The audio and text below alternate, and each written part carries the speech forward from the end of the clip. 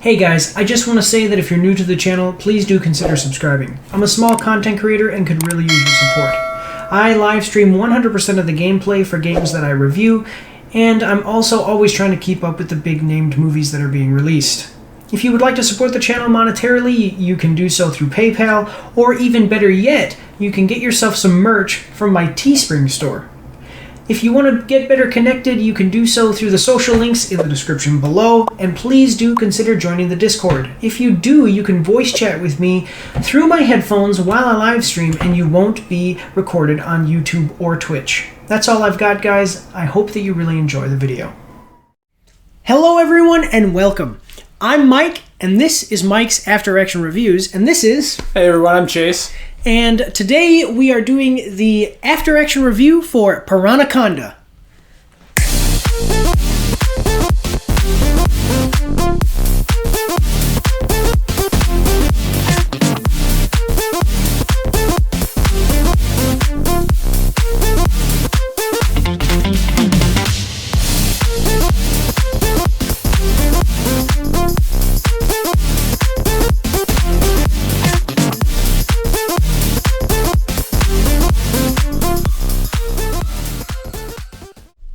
So everyone, as always, I have my notes, and Chase and I were going to have a little discussion here about the movie, starting with the production. So guys, I have to cut away from Chase and I doing the review because there is some very interesting information about the production of this movie.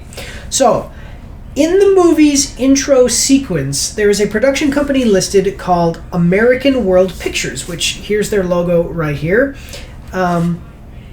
So that's actually shown in the opening credits and the opening sequence of the movie. But on IMDb, there is another production company called New Horizons Picture. It is not New Horizon Pictures, it is New Horizons Picture. And here is their logo. And so in the actual review when we recorded it, I named New Horizon Picture as the production company, but it turns out that it might be this American World Pictures. So I went out, I looked at their websites. Neither of the production companies list the movie as being made by them on their websites. I also sent an email, which has not been responded to in the last couple of weeks. So we are moving forward. I actually have no idea who actually produced this movie. It may be that the movie was produced by somebody else, which is normal. You know, like there's multiple production companies sometimes, and American World Pictures is shown in the opening sequence only because they distributed the movie. But New Horizons Picture also does not claim the movie, so it's a very odd situation. But there are the producers listed in the movie's credits, which are Forrest King, who is most well known for the series from 2014, New York Live in Concert, which apparently was a documentary style thing where they had actual celebrities talking about different things. I haven't seen it or anything, I just had looked up at the IMDb page, okay? And then also Kings of Leon, Live from Memphis, which is a documentary from 2017. Very interestingly, Roger Corman is also listed as a producer. He is most well known from Silence of the Lambs in 1991, and most recently he has done The Jungle Demon, which was released in 2021. I believe that he, in his old age, is kind of attaching himself and maybe giving some money to and stuff like that to smaller time productions, and that's why, like, obviously The Jungle Demon seems to me anyway to be a B movie, so that's something that he's doing kind of in his twilight years of his career, just giving money to small productions to make a quick buck. But as far as his actual work that he's really been involved in, well, The Silence of the Lambs is a huge movie, very successful, very well renowned. I don't know how much involvement he has in the projects that he's listed as a producer currently, though, or in recent years anyway, on IMDb. There's also a third producer, Stephen Lewis Goldberg. He is most well known for being a producer on the movie The Hard Way from 2019, and most recently also did a movie which he was a producer on called 13 Fanboy from 2021. I think the big question that everybody was asking, so Chase is a buddy of mine from work, and a big thing everybody was asking at work as we were talking about doing this movie review today is that like, what is it, the Sharknado? Yeah. So this is not the same company, but the same idea type of thing, okay? So this movie was written by J. Brad Wilk, and he did a movie, he's most known for a movie in 2011 called Camel Spiders. And his most recent thing was a movie called A Doggone Christmas in 2016. Mike McLean, the other writer, he did Operation Rogue in 2014 and then Abduction in 2019. So we're going to talk about these guys because the writing here is definitely of subject. And then directed by Jim Wynorski, and most known for Chopping Mall in 1986, and then again most recently Cobra Gator in 2018. So he's one of this company's big directors, and he's actually, so I never heard of him, but I looked him up, and he's actually like a big director for these types of movies, like cheap movies that are just trying to turn a buck. So they're and what people need to realize as we go forward as far as the production here is that this movie had a $1 million budget. And so when you have a big AAA movie, if it costs $200 million to make, and it makes $300 million, that might not cut it. That might not be enough money. But these guys, they'll make a $1 million movie, and if they make $1,100,000, they've made their money back. And so they're very happy. So that's why the quality and stuff like this is kind of a big deal. But this Jim Wynorski guy is actually pretty famous in this genre of films, these kind of low-budget films. So, okay, so moving on to the plot. So this was an hour and 26-minute movie. Most of these types of movies are not over an hour and a half, if they're anything. Thank God. As always, we have our IMDb plot summary. So, this one is actually pretty long. So this is intent on finding the eggs of the giant half piranha, half anaconda hybrid that slithers around the lush Hawaiian jungles. Oh, and by the way, just pause for a second. They actually filmed in Hawaii. So and I was surprised because it's like, Hawaii must be expensive. They got the budget for that. Yeah. So they filmed on location in Hawaii, which, like I said, so we have a friend from work who used to live in Hawaii, and it actually told me that they film there all the time. People film there all the time. So there must be some kind of deal there, because it's really, Hawaii is like an expensive state. You think it would be more expensive, and that they would try to, avoid... such a low budget film. Yeah, such a low budget film, they would have tried to avoid high expenses like filming in a place. But if it's cheaper there, that's like, I would actually say is probably the only, like, one of the good things about I'm not going to say the only good thing, but one of the good things about the movie is, I mean, it was in Hawaii, so it is nice. It was kind of, that part of it was nice looking, I guess. Rather than being like a CGI background. Oh my God, I've seen movies like that. You have no idea. These bottom of the barrel movies. So anyway, so half anaconda, half piranha hybrid that slithers around the Hawaiian jungles. The expert herpetologist, Dr. Robert Lovegrove, and a team of scientists enters the beast's habitat. Team of scientists. Ooh. It's rough statement. Yeah, him and a guy with a shotgun, and then some lady with a camera, and that was the team of scientists. Sorry. And the team of scientists enter the beast's habitat. There, a film crew is shooting their latest slasher movie, utterly unaware that ruthless Pike and his gun-toting mercenaries are watching their every move. However, the criminals are the least of their worries, as the scaly, bone-crushing predator Okay, I didn't type this. This is an IMDb typo. With the hundreds. Yeah, bone-crushing predator with the hundreds of razor-sharp teeth is lurking in the shadows, and humans are its prey. The massive monstrosity is part fish and part snake, combining the best of two worlds. Is there any escape? Is there an escape from the jaws of the Piranhaconda? I'm gonna be honest, I'm almost thankful for the Piranhaconda, so we didn't have to watch them film the rest of the slasher movie. It was rough. Yeah, I will say, actually, it's funny, like, the typo, there's normally not typos in these IMDb plot summaries, but it's just indicative of what this movie is. Low budget plot summary. So, we kind of talked about this before. So, all of our talking to each other and statements between me and my guests is genuine. We don't talk about the movie before, but one thing that we have said is this: hot women. I mean, that's like all over which the place. Is pretty typical of these movies.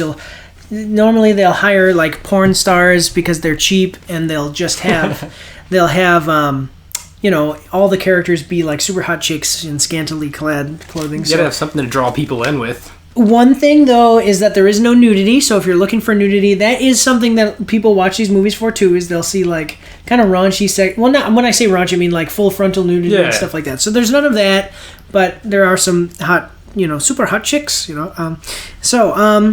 this movie, this is just as far as the plot, okay? Yeah. So this movie does not waste any time. It jumps right in with the Piranhaconda. So normally, if you watch the movie, did you watch the movie Anaconda? I have seen Anaconda, okay, yes. So Anaconda, there's like a long time and a build up, and then when you finally see the Anaconda, you're like, oh my god, there it is. I've been waiting 20 minutes for this. Like, this is, it's so awesome. Here, there's no build up. It literally just comes out of nowhere and attacks him. So, I think less than 5 minutes into the movie, you first eat someone. The first kill. Yeah. Yeah. So I also want to say, what did you think about... What did you think about the plot? Like just forget about the budget and all that stuff. Like the actual story that this. So you have scientist goes in there, takes an egg from this thing to research this giant thing. On the side of that is some criminals who want to kidnap a scientist and also a film crew. And then the monster attacks. I think the plot overall, it had the opportunity to be successful. Yeah. I'm not saying it wasn't successful, but it had the makings to be a good movie. Right. Okay, well, I'm not saying good. It had the makings to be... If it was higher budget. Like, if somebody at a higher budget studio picked this up, it could have been a decent... Yeah, I would say a decent movie. Yeah. I mean... But, well, the thing is that somebody at a bigger budget company did get this script, and they made the movie Anaconda. That's what they did. They made the movie Anaconda. So this is probably a ripoff of things like Anaconda and stuff like that. And then they even had an Easter egg that I thought was going to straight up be an Anaconda thing, and it ended up not being enough. We'll talk about it. Do you know what I'm talking about? I don't. Okay, I'll talk to you. So, I'm trying to make it so that way he can't read my notes. He can't see what I'm going to say next. That's the thing. So, one thing is... Why even have the criminal hostage scenario? I was wondering the same thing. It's like a whole nother plot that could have been almost its whole separate movie entirely.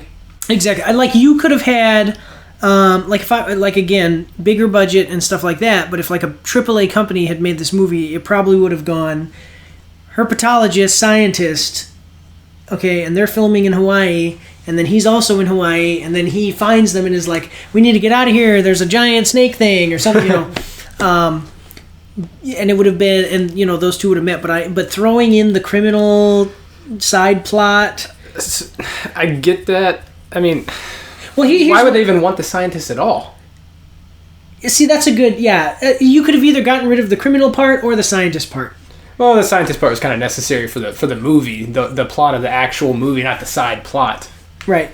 I know, I get what you're saying. I'm just saying, I agree. Yeah, I do agree. Well, you have these three elements: criminals trying to kidnap people for ransom, the kind of the movie set thing, being attacked by snakes, and then the scientist studying the snake thing. And you could have gotten rid of one.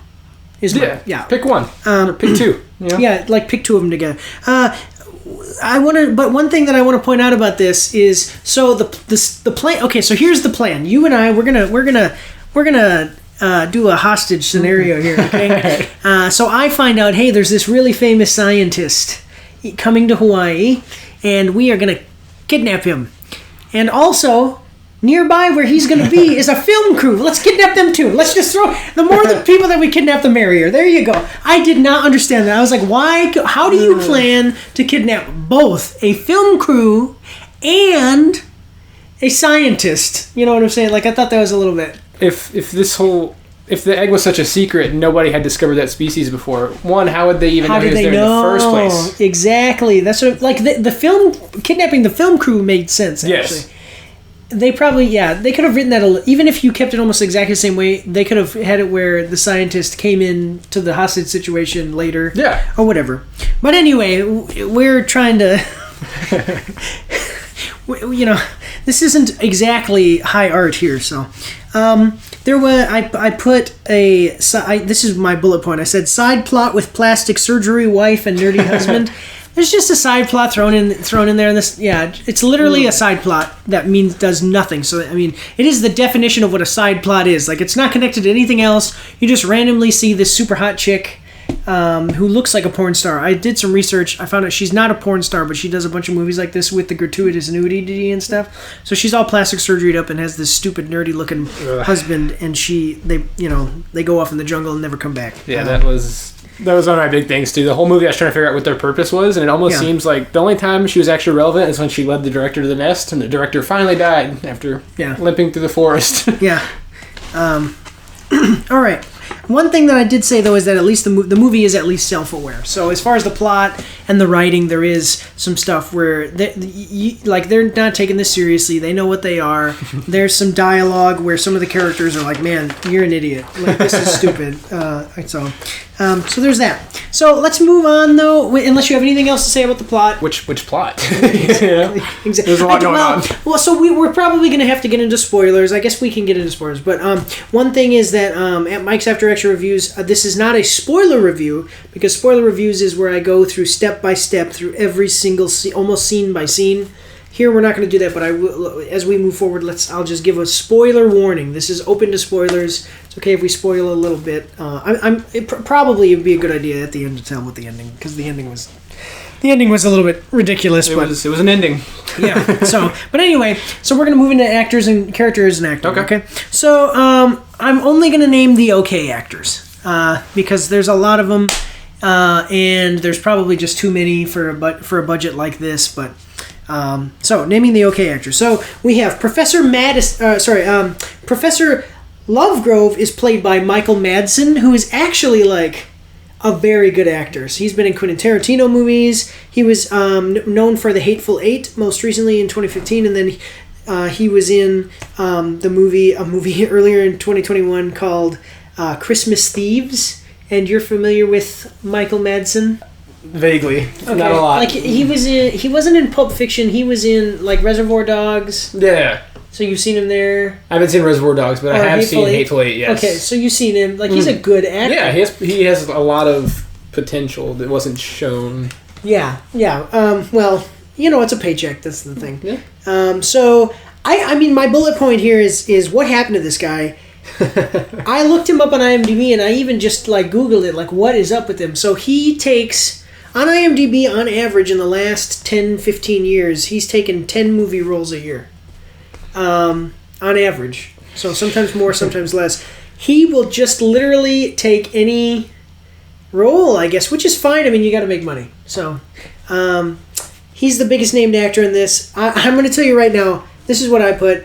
Does not give a and I mean like the character and the actor. Like there is a scene where so it says team of scientists. We said it's a guy with a shotgun to guard him, and then a woman with a camera, and he's like, okay, let's And you literally see this scene where the guy with the shotgun gets attacked by this monster, and he looks and he's like, And then the girl gets attacked by the monster too, and he just kind of goes, and walks. He's just like, and walks off. Into the jungle, does not freaking care about anything. That whole part I just didn't understand. If you run off with an egg, and the Piranhaconda kills the other two, how does he just walks off? Exactly. Yeah. Why? That was a shame. Well, and then there's kind of. I mean, like again, the writing and the plot. Like, there's going to be plot holes here. Yeah. We're going to get into it too. There's some other stuff too that comes in it. We'll talk about it. How does that happen? One thing though is kind of a little bit of a spoiler here.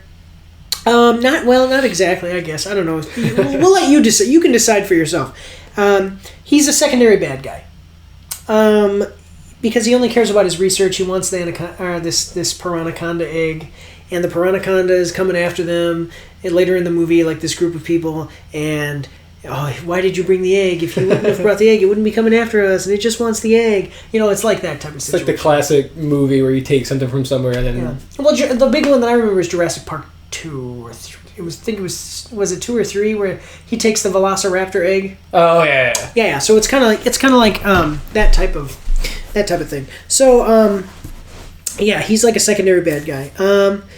But yeah, Michael Madsen, great actor. His acting is really good. You could see like the writing wasn't so good. His character wasn't.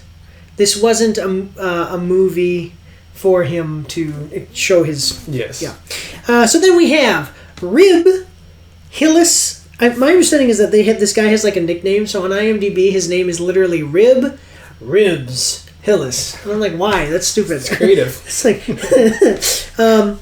that'd be like if my you know how you give people cool little middle names, like that'd be like if my name was like Michael Michaels. Like, what? That doesn't make any sense. But anyway, so he plays Jack.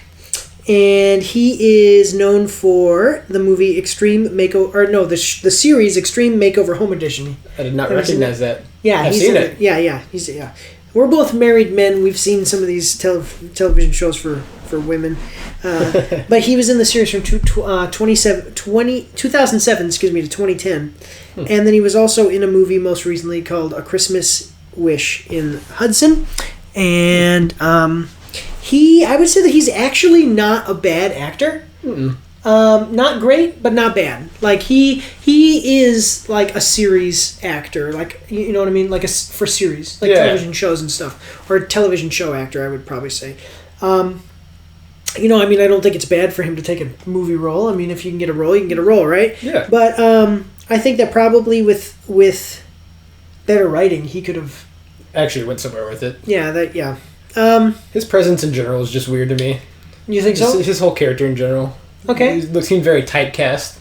Typecast based on the way he looks, but like it's just because he's a model. Yeah, too. Even it was underwhelming. His presence, I don't know. Yeah, I get what you mean. But it's just like all the hot women. They're not there for their role. It's just for the it's like bait. Their pieces. How you want to say it. So he's a stunt man. So Jack is a stunt man on the film set, and him and the next one I'm going to talk about is Rose. Him and Rose kind of they're just basically from this film crew trying to survive this hostage situation and also Piranhaconda attack. So okay, so moving on. If you don't have anything else to say, moving on then? No, I wasn't a fan of him. Okay. No, so like I said, I didn't think his acting was terrible, but it wasn't amazing either. Terry Ivins, though, she plays Rose, and she's from a series called All My Children. She was on that series from 2002 to 2007. She also did a movie earlier this year in 2021 called Untold. This Is My Story. All of these actors at this point, other than Michael Madsen, all these movies that you're hearing are like B movies. Okay. So I thought that she was okay.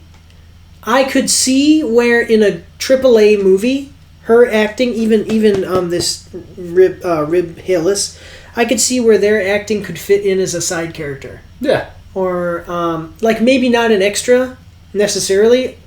Anybody can be an extra, but just like a side character. And so I would say that these two actually like okay acting.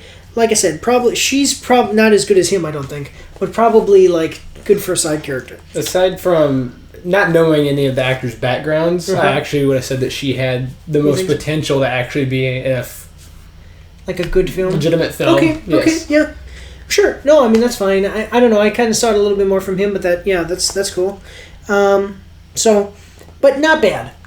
Rose is I put unspecified worker on the film crew. Doesn't really say what she actually does or anything like that. But never basically she serves as a love interest to Jack, and then we like everything that you see through the show or through the movie is kind of through their not really like through their perspective, but it's framed around them trying to survive, and they're kind of the heroes of the story. But anyway, I did want to note just something I noticed after the movie is over. It was like Jack and Rose, like from the Titanic. Oh gosh. I wonder if that was almost intentional. I know. Like some of the stuff you can see, it almost is intentional. Oh gosh.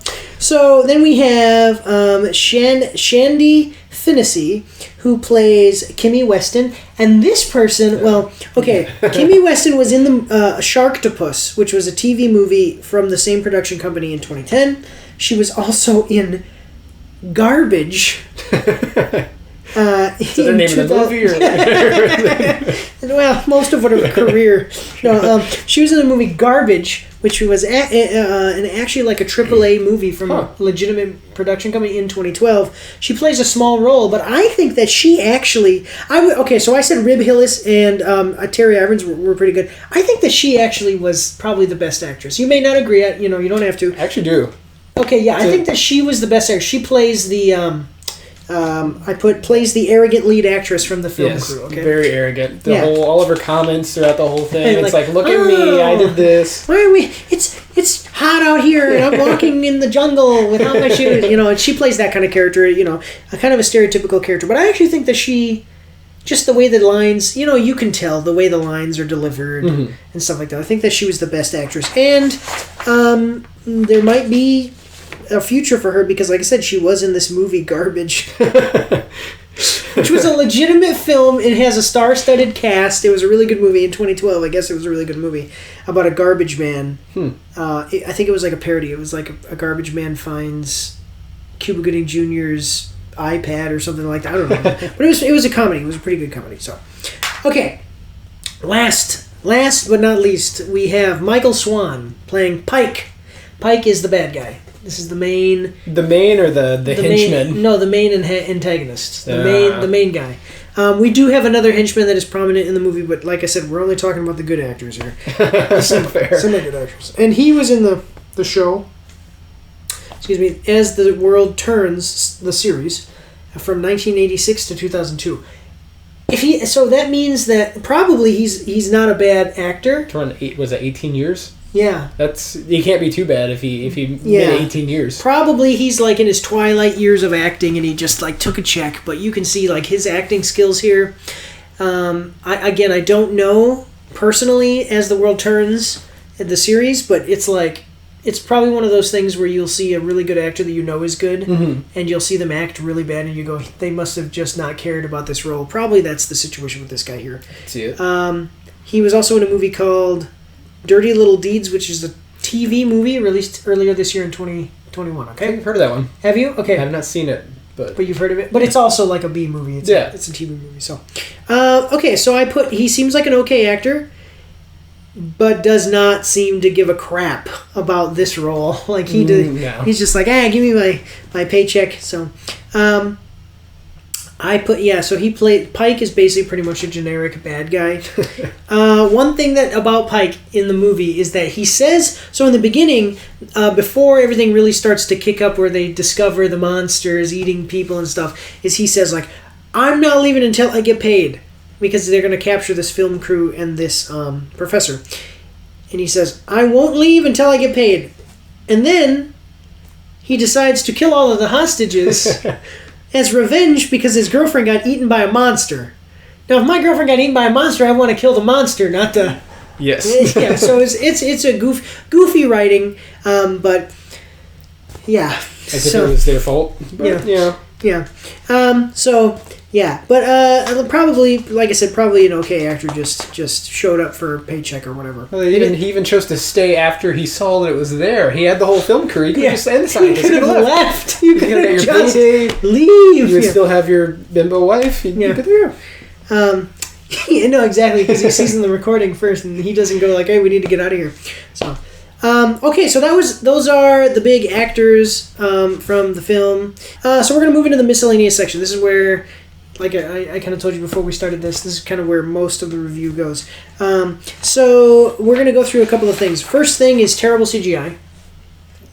It was not good. Yeah, the snake.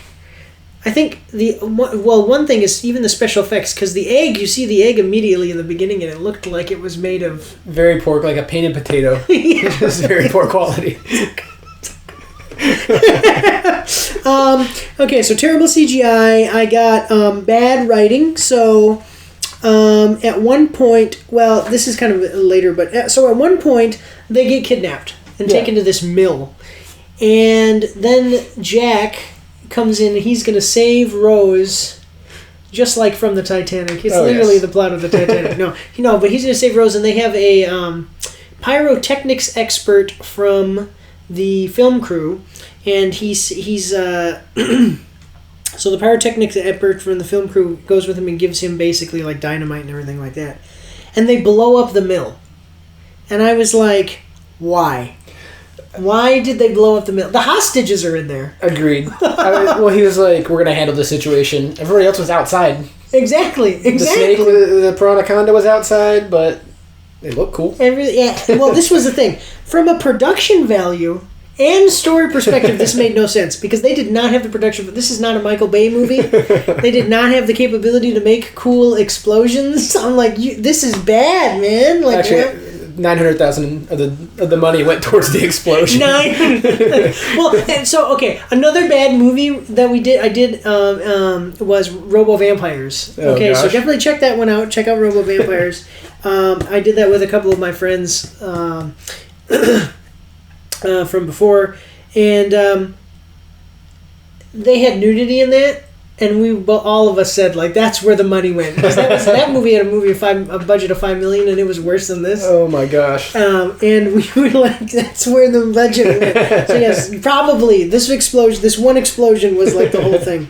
Okay, then also, this is the reference to Anaconda. So, there's a line where they say, it's like, these two women randomly. This is another kind of side plot. You never see these people again. And they're like, I know what you're talking about. We're looking for these orchids. They're so rare. And immediately after saying this, they're walking on the road and they're like, these orchids are so rare. And imagine what it would be like if we found one. And then they find 4 of them right on the side of the road. I did not notice that. And I was like, so it must be like an anaconda. In Anaconda, the anaconda grows until it dies, and it was that when you eat the orchid, you have extended life. In this movie? Or in Anaconda? No, in the movie Anaconda. Okay. So that's how the anaconda grew so big. So I was like, that must be what it's going to turn out, that the Piranhaconda is eating the orchids like an anaconda. But then it went nowhere. That's not what it is at all. I almost thought once they got the flowers, that for some reason it wasn't going to eat them. I don't know why. I just had like the feeling that once they get their hands on these flowers, that for some reason that would be like the shield. Okay. No, exactly. Right. I was hoping that I don't know.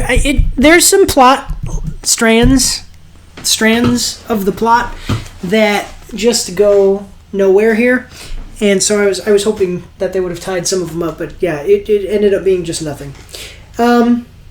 They also so then this is actually a quote. Some of these quotes. This quote is from IMDb. Oh gosh! Like it's one of the ones that IMDb highlighted, and I was like, yes, this is good. So it's like an unholy union between a piranha and an anaconda. This is the criminals talking about this thing, and then a woman says, the female criminal, she says, "You mean a piranhaconda?" And then Pike, the main bad guy's like, "I can't believe you just said that." That's what I meant about it being self-aware. Like they're like, yeah, this is the lines here are terrible. Also, so what are the odds that there's two scientist groups looking for these extremely rare things at the same time? Like the flower had never. Oh yeah, I get what you're saying. Yeah, yeah. Well, I think the one girl was. Well, I guess she was a college. She mentions they were in college. Yeah, why did they kidnap the other scientists too? Exactly. Should have known. Yeah, I want to know what criminal organization is tracking professors, scientist professors. Yeah. One thing that I thought was interesting. So Jack's character. The pyrotechnics guy, they're about to load up and go save people, and you see him. He has the gun, and the guy's like, you were in the Marines, right?" He goes, "Right out of high school." Look, just the lines here are terrible. And then, "Are you ready for this?" "No, let's do it anyway." That was pretty funny. Words to live by. What's that? Said words to live by. Yeah, exactly. There is one time when Pike, the main bad guy, they're walking and they're searching for this hostage group. Now they've escaped, and the Piranhacondas killed some people already, and whatever everybody knows about the Piranhaconda. But they're going to find these henchmen, or the henchmen and Pike are going to find these hostages, and one of the henchmen is walking. And he picks up a water bottle. Now he has his water bottle and he's drinking the water bottle. And Pike comes up to him, and this is what. You can drink when they're all dead, not a second before. Sorry. And I'm like, what? What? It's not like the guy stopped and like had to stop and like drink some water. He was drinking in a water bottle while continuing to walk. Like, it made no sense. No. This is. I'm imagining. Did you ever see The Happening? I think I have seen that. Yeah. So in The Happening, Mark Wahlberg behind the scenes was saying to M. Night Shyamalan, the director, these lines don't make any sense. Like, this is so stupid. Like, people are going to think that I'm literally mentally, like I'm a little bit crazy or Not something. there. And M. Night Shyamalan was like, no, just say the lines, man. That, I imagine, like, this actor was like, what the heck are we doing here? Just go along with it. One thing I like, too, is that when they initially run away from the henchmen, so when they first get captured, the rest of the hostages get taken away, and Jack and the pyrotechnics guy, they get away, and Pike is like, Go get them! Don't kill them! Shoot them in the ass! and then later, the pyrotechnics, as he's running, he's like, I don't want to get shot in the ass. So, I mean, yeah, okay, so, very bad writing. Anything else you want to say, like, the bad writing? For him trying to be a businessman, he turned his act really quick once his girlfriend died. No, like exactly. At that point, if you don't take them and get the money, then it was all for nothing. Exactly, right? Like, criminals, don't you just, sometimes as a viewer of movies, don't you just think that you could be a better criminal than the criminals in the movie? Most of the time, Yeah. yes. So then we also had some very poor, basically pretty bad acting, which is kind of to be expected. I still need this later because I have different notes. But we have some pretty bad acting. There's a part in the beginning of the movie where one of the people, before anybody discovers the Piranhaconda, where one of the film crew people, she's like a film crew assistant, or she's some kind of assistant, doesn't ever say what she does, but she gets her leg bitten off. Do you remember this? Yeah. Like, the very first victim gets her leg bitten off, and her getting her leg bitten off is like this. And I'm like, if I bit your leg off right now, It'd be an issue. like, she gets her leg bitten off, but does not scream. Okay, Nothing. There's people in this movie get shot in the foot, shot in the arm, shot in the face. Like, not in the face, but they get shot and they do not scream. And my wife immediately. And let me tell you something, my wife has never taken an acting class or anything. She's like, this does not make any sense, like, at all. I was not grasping it. It was not. I don't know. So yeah, definitely some really terrible acting. One thing is they use they have this one girl, another random. It's not really a side plot, but it's just like this random person is walking around and sees the Piranhaconda and it kills her. But she's at a waterfall. And it looks like she's gonna like take a bath or something, like, or just go swimming, or she just jumps into the water, and then the Piranhaconda comes up behind her, and she does that thing that they always do in these types of movies where they go like this, and you hear it, and it's like, ah! But it holds. You know, when you see him, it's a CGI monster, so the actress doesn't know when she's been killed, so she's just standing there like this for like 2 seconds before the monster actually. She could have tried to run away, like Anything. They could have done the CGI better, where it just made it strike earlier. You know, I don't know. Yeah, the acting was great. There's a girl. So this is when we were talking about the orchids. One of the girls has a purple tank top. I didn't look up her. I don't think her character has a name. But she has these weird facial expressions. Like, they start to hear the Piranhaconda doing things, and you see her, and she's like, imagine when we find these orchids, how much famous and money we'll make. And then there's later the Piranhaconda comes and attacks them, and she's like, and I'm like, wow, what are you doing with your face? I wonder, you know, it used to be in the 70s, like, cocaine was like a normal thing. Cocaine was like a normal thing on movie sets. I'm like wondering, like, did they bring that back for this? Like, yeah, but she was doing that shit. Her face was like, all the time. I don't know. I'll put up a clip. You'll see what I'm talking about. Looking in the wrong direction for the CGI monster. They had that a couple of times, I noticed, where the Piranhaconda would be like here, and they'd be looking off over here. Oh no! and it's like, it's over here. You'll see it striking from over here, too. At that point, is money that tight to where you just can't just redo it really quick? Or like, you normally what they do in big budget movies anyway is somebody goes and cuts a stick from a tree and they tape a thing and then they hold the stick up and it's like, this is the monster. They couldn't even afford to have a guy that, like, hey, it was the unions. They were like, hey, budget cuts. I'm not going to cutting down no stick for you to put a picture. It's funny too because this movie is low budget and the movies that they were filming in the movie was low budget too. Oh yes. It's like, I wonder which movie would have been better, the movie that they were filming in the movie or this movie. I would actually like to see it. I'm very curious. They had pretty much just terrible attention to detail. Oh, well, first of all, did you have anything to say about terrible acting? Anything specifically you wanted to highlight? No, I'm ready to get into the terrible attention to detail. So they had terrible attention to detail. They have a reused shot, and I'm going to put a clip up, so watch this reused shot. So you see a woman running and she like runs around the corner and this is the first girl who gets her legs bitten off. She runs around a corner and then she's running farther and then she runs around another corner and you see her like going towards the corner and then it cuts to her running around the same corner that she ran around before. Gosh. Which actually that one I can kind of get. I can kind of get reusing certain shots for certain things, but this one was stupid. Yeah. The monster disappearing from one frame to another. So after they get the orchids, the monster, you see it from a top-down view. Okay, where so they're sitting here, and the monster goes, and you actually see it like I'm showing you. It goes like this, and then it jumps to where it's like how you're seeing us. But behind us, there's no monster. And they're like, oh! That woman with that weird facial expression, and there's no monster back there. And my wife and I both were like, paused, and we were like, where's the monster? It's gone. Prop guns. I want to know if you noticed this. So both Chase and I wouldn't say that we're gun experts, but we shoot guns. Yeah. And prop guns with orange tips.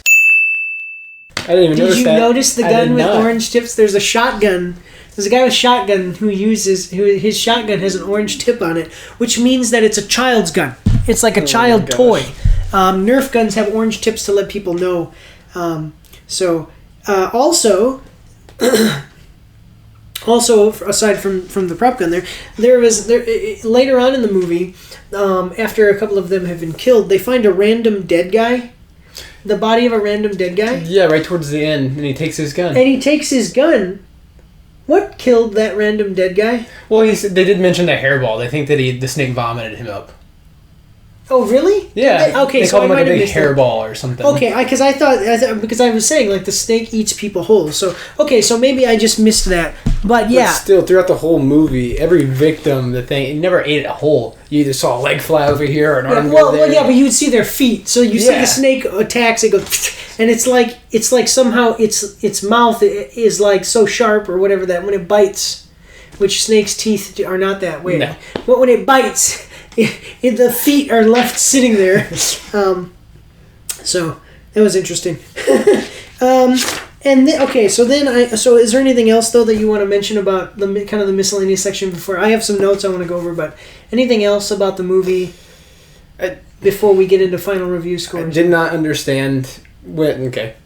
So on the river in the boat, egg gets tossed overboard. Why does she choose to pick it back up? Eggs, no, exactly. Why does she choose to pick it up and then they want to? Why even kill it? Just leave. Exactly. Let the creature live the rest. Just leave. Exactly. Yeah. Yes, my wife mentioned that to me too.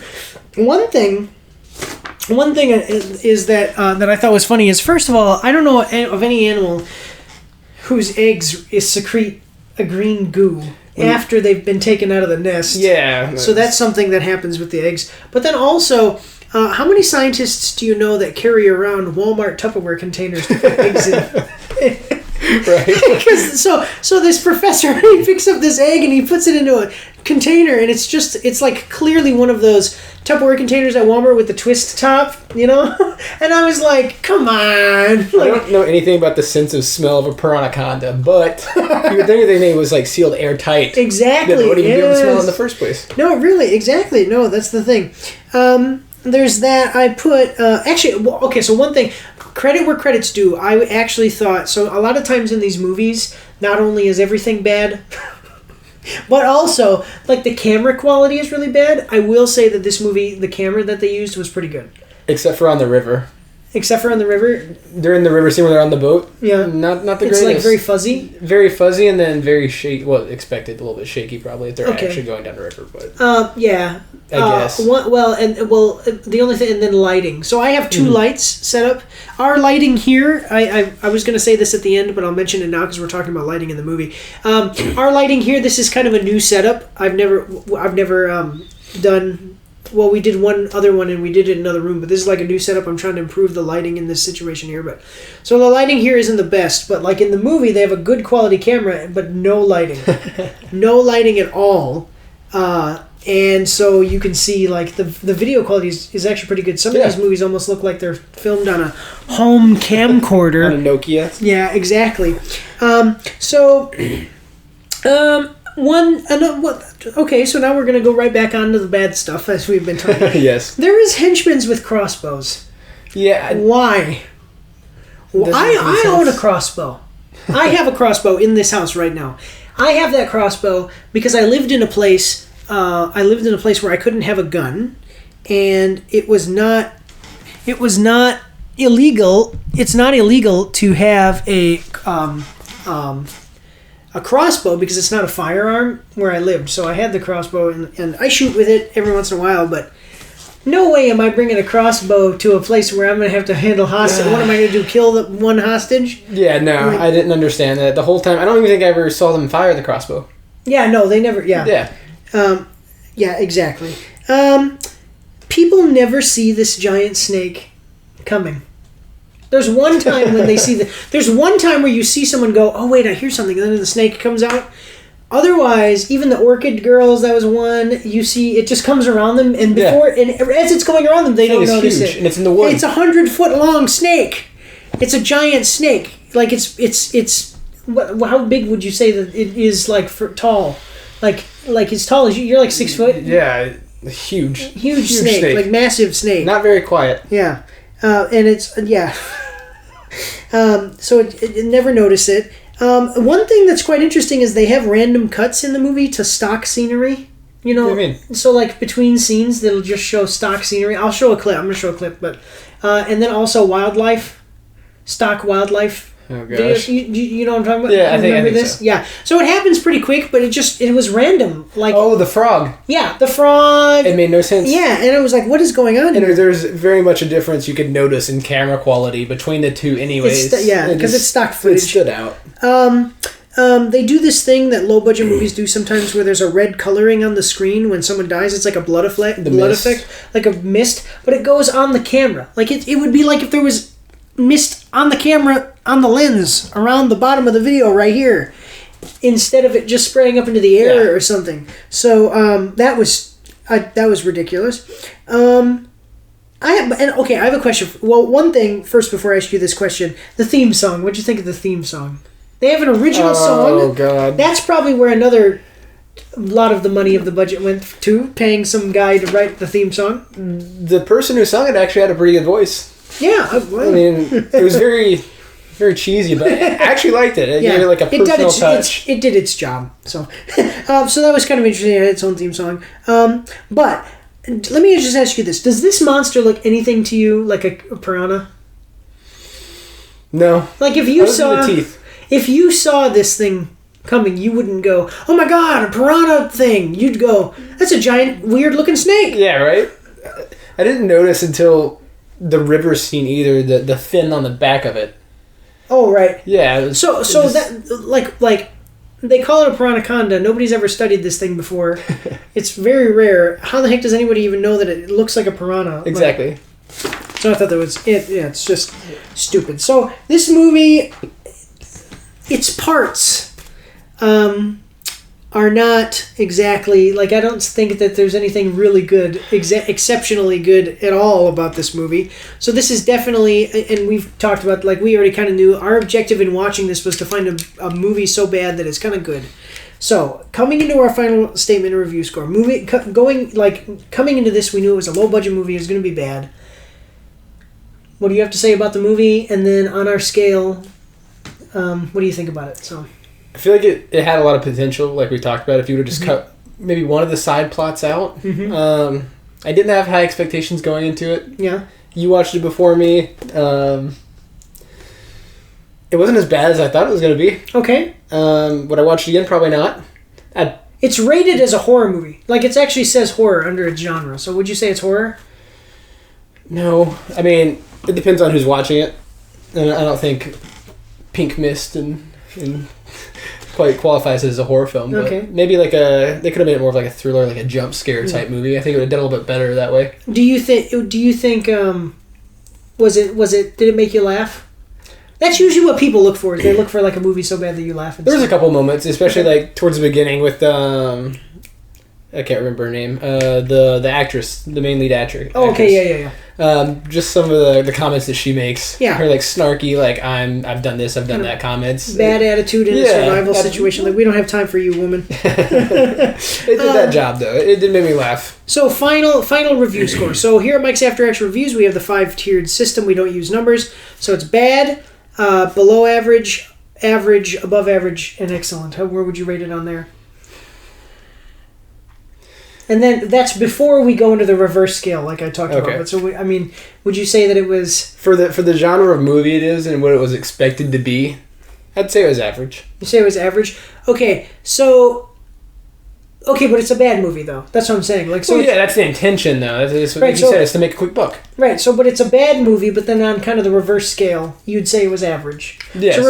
So the reverse scale, as we've kind of talked about this, is that, like, if it's a bad movie, obviously this is a bad movie. Very bad. But on a reverse scale of bad movies, this was, like, average. It was a little bit, you enjoyed a little bit of the comedy, kind of. Yeah.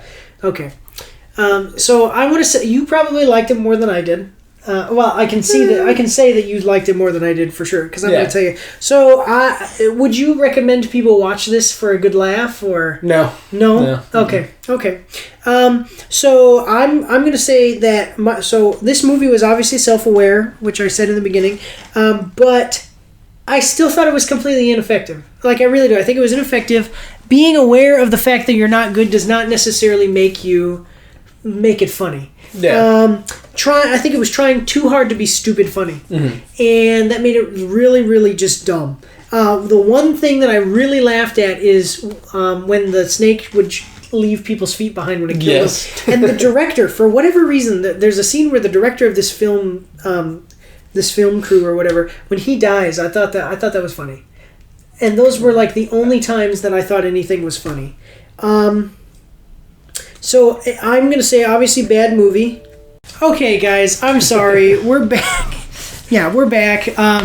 So this movie review is cursed because at first we had problems with the camera, and then the laptop that I was using to record this review died, so we just fixed that. And then the light died. Yeah, so I don't know. We need a bigger budget. That's the thing. It is. This movie review is as janky as the movie itself. While we were fixing everything, like the light and the computer, though, we thought of some other things. So go ahead. So at one point they're driving away from this Piranhaconda in this van, and going down this dirt road. Whatever. Snake in the middle of the road. Try to hit it. Guy shoots. So there's two Piranhacondas. Okay. Guy blows the head off one. The other snake appears to like bite its head. Whatever happens. Anyways, they leave. Later on in the movie, guy's driving down the same dirt road on this 4-wheeler, this ATV. But there's no giant snake dead there. Where's the piranha? What happened? Did it eat the whole thing? I don't understand. It just vanished. So that was one. Yeah, and then another thing too is, and kind of as we said, we are going to spoil this movie. There's spoilers. The ending to this movie is just terrible, and this is going to kind of go into my review score here. So the ending of this movie is stupid because they fight off the Piranhaconda. They blow it up with a stick of dynamite. It's after the egg. They put some dynamite into the egg or a bomb or whatever in with the egg in this Tupperware container from Walmart. And they throw it. Now, this is what's stupid to me, too. I said this to my wife. They throw it up into the air. So the Piranhaconda's plan was to hunt these people down and then eat its own egg. Yes. Because it bites, it grabs at that egg, at the Tupperware container, swallows it, and then it's got a bomb and it so blows up.